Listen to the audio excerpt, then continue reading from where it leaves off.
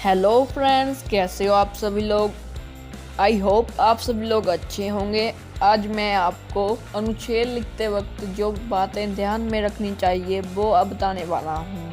इससे पहले आप हमारे चैनल को सब्सक्राइब कीजिए, हमारी इस वीडियो को लाइक कीजिए। तो चलो बिना वक्त बर्बाद करे वीडियो को आगे बढ़ाते हैं। गाइस, हिंदी में अनुच्छेद लिखते वक्त इन टिप्स को अपनाएं और आपको पेपर में पूरे में से पूरे मार्क्स मिलेंगे। चलिए शुरू करते हैं। पहला, अनुच्छेद लेखन में शुरू से अंत तक एक ही अनुच्छेद होना चाहिए। चलिए हम समझते हैं इसको।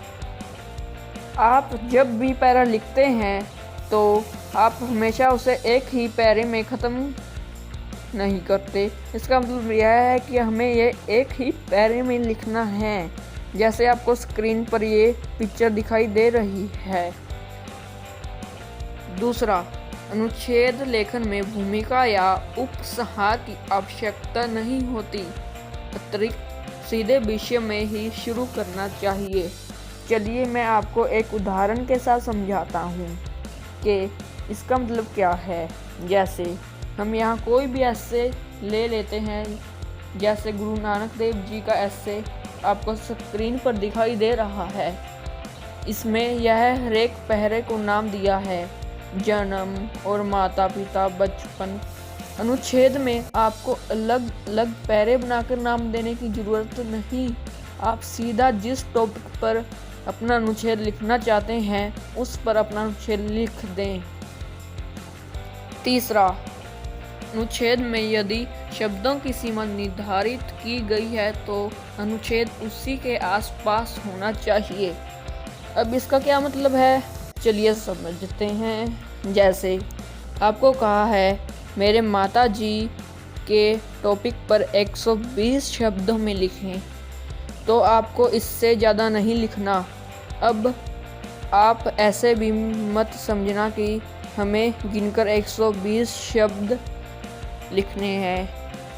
हमें 120 शब्द के आसपास, यह आसपास का मतलब है कि 2-4 शब्द कम ज़्यादा हो सकते हैं। चौथा, अनावश्यक विस्तार से बचना चाहिए। इसका मीनिंग है कि आपको एस्से की तरह इसे ज़्यादा बड़ा नहीं लिखना है, स्पष्ट रूप में जितना है उतना ही लिखें। पांचवा, अनुच्छेद लेखन में एक वाक्य का दूसरे से संबंध होना चाहिए। इससे बड़ी सरलता से विषय स्पष्ट हो जाता है।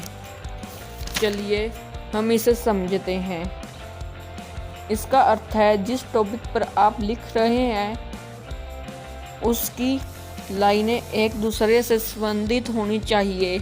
इससे आप जिस किसी टॉपिक पर अपना पैराग्राफ लिख रहे हैं वो आसानी से स्पष्ट हो जाता है।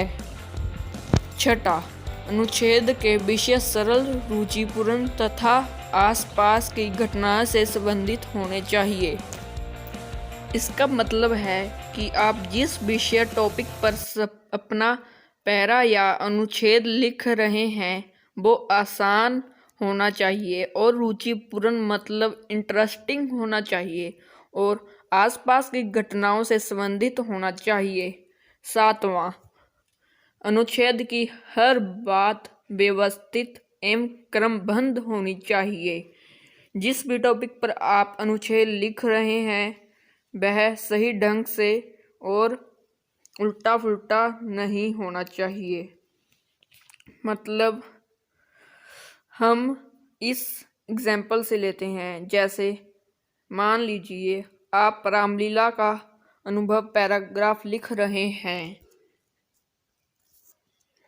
तो आपने रामलीला का पहला दिन लिख दिया और दूसरे दिन को छोड़कर तीसरा दिन लिख दिया, तो यह आपकी गलत हो जाएगी। इसलिए आपको अनुच्छेद क्रमबद्ध तरीके से लिखना चाहिए। यह थी वो बातें जो आपको पैरा लिखने से पहले ध्यान में रखनी है। आई होप आपको समझ आ गया होगा। आपको पेपर में अनुच्छेद में से पूरे मार्क्स लेने से कोई नहीं रोक सकता। यदि आपको और टॉपिक पर वीडियो चाहिए तो हमें कमेंट बॉक्स में बताएं। हम उस टॉपिक पर वीडियो बनाने की पूरी कोशिश करेंगे। Thank you.